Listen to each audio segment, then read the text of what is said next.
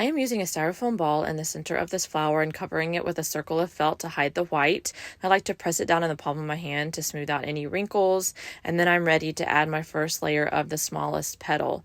And for this first layer, I'm actually doing a chain, and I did 5 here, just connecting them on the side with a little strip of glue, and then I am going to wrap it around that center and just be careful that any of that white doesn't show. So these are kind of high up on the side, and this gets a really nice tight overlapping row of circles as your first layer.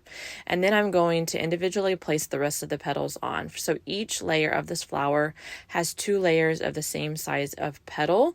The smallest is a 1-inch circle, and then I go up to 1.25 inch and then a 1.5 inch. And I'm doing 2 layers of each size for this for this flower. Okay, so now I've got my first 2 layers done, and I go on to my second 2 layers, and I am just doing like a little smiley face of glue at the bottom of this circle, and then overlapping it in front of beside the petal I just put on. So I'm just going around, and it's pretty quick. You just kind of get into a rhythm where you do that little smiley face of glue and then place it down, overlapping the petal that you just put down. And you can play around with how much you want it to overlap. But when you come back around to where you started on that layer, then you just kind of tuck it in underneath that first petal of that layer so that you have an over and an underside of each petal.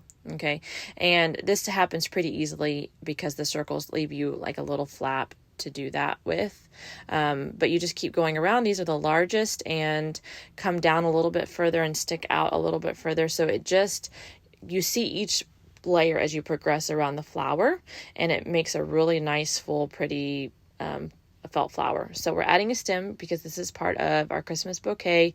Just do that spiral, use your pliers, bend it over, and then you have this base for your flower and your leaf back to sit on. So you're just kind of creating a spiral base for this flower, and then I like to just put a little bit of hot glue at the base of each of those 4 points on that flower back, and it looks really nice and pretty as a flower on a stem.